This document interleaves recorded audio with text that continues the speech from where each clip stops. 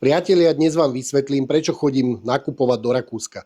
Prečo sadnem do auta a idem za obživou za hranice, keď vraj všetko máme kvalitné doma. Ale pravda je jednoduchá. Nejde o modu, nejde o imidž a nejde ani o to, že by som nechcel podporovať slovenských ľudí. Práve naopak.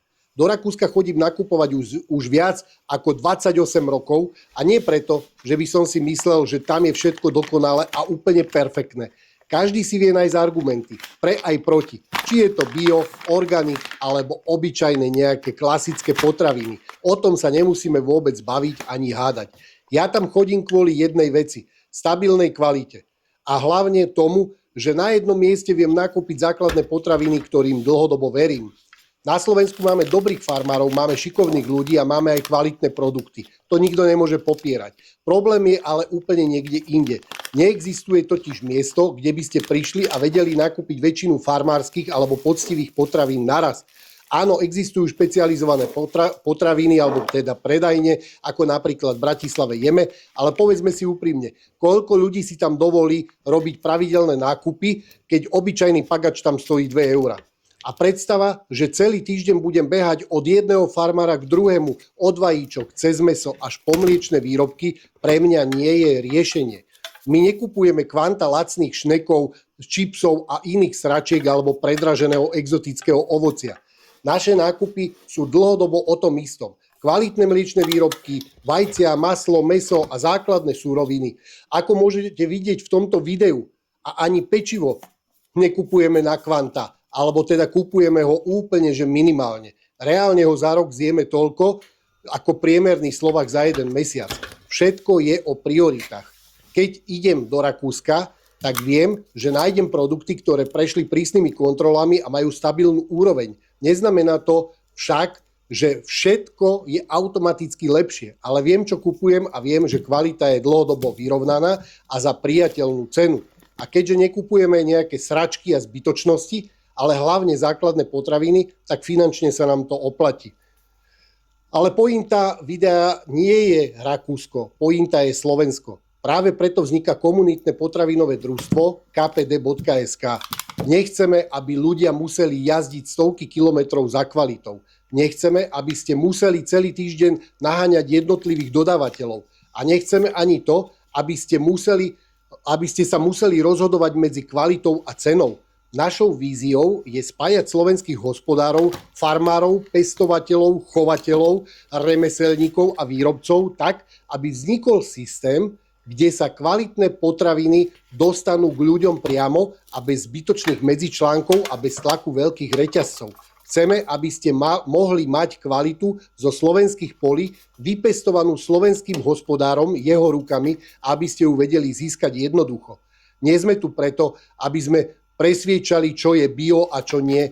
Každý človek si nájde svoju cestu. Sme tu preto, aby sme vytvorili alternatívu, aby sme ukázali, že komunita vie fungovať úplne inak, že kvalita nemusí byť luxus a že potraviny nemusia byť anonymné.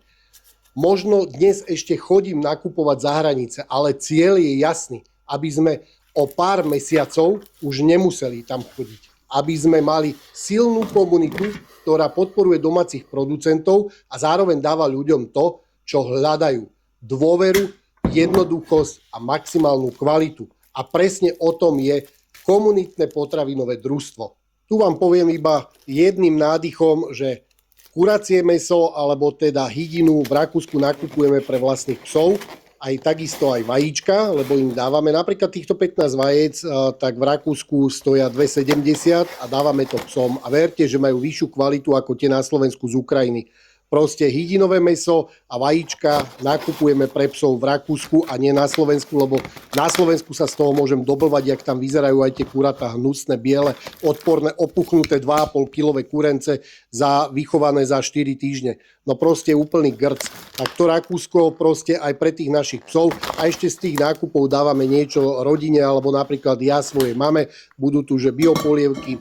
Vidíte tu napríklad toto mlieko, ale aj tá chuť, aj proste to, že má vyšší obsah tuku, niekde až áno, 4 gramy vlastne tuku, čiže je tá chuť úplne iná. A cenovo je to stále prípustné alebo prístupné nám.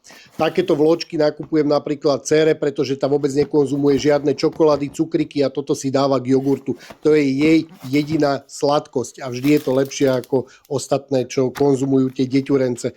No, ovocia teda veľa nenakupujeme, vždy nejaké banány kvôli draslíku a doplňaniu, lebo chodím ráno cvičiť, aj manželka, a aby mali teda zabezpečené aspoň to základné.